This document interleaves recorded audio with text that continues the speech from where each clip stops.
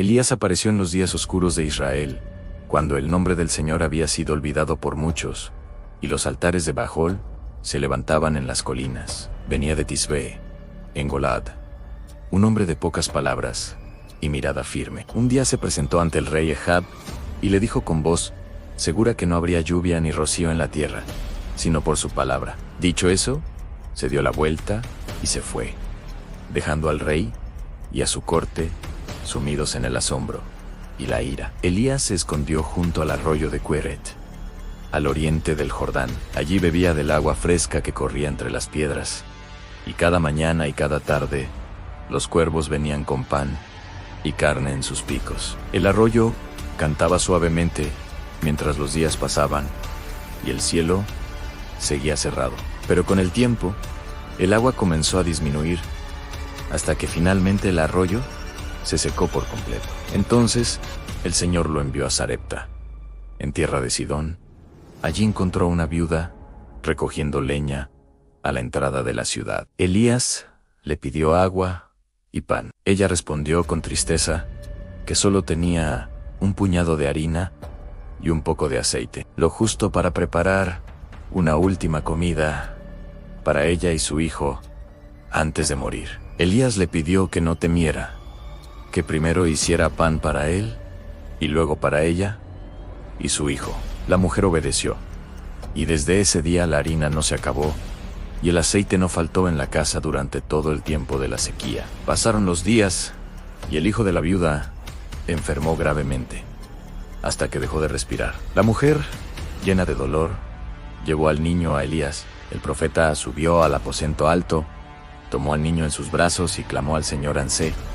Tendió sobre él 3 veces y suplicó con todo su corazón. Entonces, la vida volvió al cuerpo del niño, y Elías lo entregó vivo a su madre. La mujer lo miró con lágrimas y dijo que ahora sabía que Elías era un hombre de Dios, y que la palabra del Señor en su boca era verdad. Después de mucho tiempo, el Señor envió a Elías de nuevo ante Acab. En el camino se encontró con Abdías, el mayo herredomo del rey, quien había escondido a 100 profetas del Señor en cuevas y los había alimentado en secreto. Abdías, temeroso, anunció la llegada de Elías al rey. Cuando Acab vio al profeta, lo llamó perturbador de Israel. Elías respondió que no era él quien perturbaba al pueblo, sino el rey y la casa de su padre, por haber abandonado al Señor. Elías desafió a Acab a reunir a todo Israel en el monte Carmelo, junto con los 450 profetas de Baal y los 400 profetas de Aserán allí. Ante el pueblo, Elías preguntó, ¿cuánto tiempo más andarían indecisos entre 2 pensamientos? Si el Señor era Dios, que lo siguieran. Si Baal lo era, que siguieran a Baal. El pueblo guardó silencio. Se prepararon 2 altares con 2 toros. Los profetas de Baal eligieron uno y comenzaron a invocar a su Dios desde la mañana hasta el mediodía, danzando alrededor del altar y gritando sin cesar. Elías los observaba y se burlaba, diciendo que tal vez su Dios estaba ocupado, dormido o de viaje. Ellos gritaron aún más fuerte y se cortaron con cuchillos hasta que la sangre corría por sus cuerpos, pero no hubo voz ni respuesta. Al caer la tarde, Elías llamó al pueblo. Preparó el altar del Señor con 12 piedras, según las tribus de Israel. Puso la leña en orden y colocó el sacrificio. Mandó a derramar agua sobre el altar 3 veces, hasta que el agua llenó la zanja alrededor. Entonces levantó su voz y oró al Señor, para que el pueblo supiera que Él era Dios, y que los corazones volvieran a Él en el fuego. Cayó del cielo y consumió el sacrificio, la leña, las piedras y hasta el agua. Al ver esto, el pueblo cayó rostro en tierra y clamó que el Señor era Dios. Elías ordenó que prendieran a los profetas de Baal y fueron llevados al arroyo de Sisón, donde fueron ejecutados. Luego Elías subió a la cumbre del Carmelo, se inclinó hasta poner su rostro entre las rodillas y envió a su criado a mirar hacia el mar. 7 veces el criado fue y volvió sin ver nada, hasta que finalmente divisó una pequeña nube como la palma de una mano.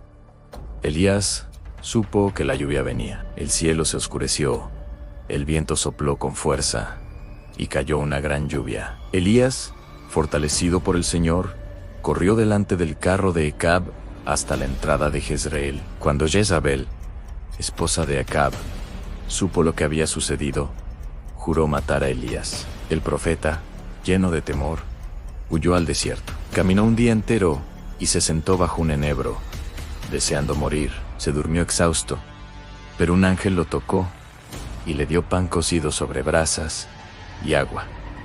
Elías comió y volvió a dormir. El ángel lo despertó de nuevo y le dijo que el camino era largo.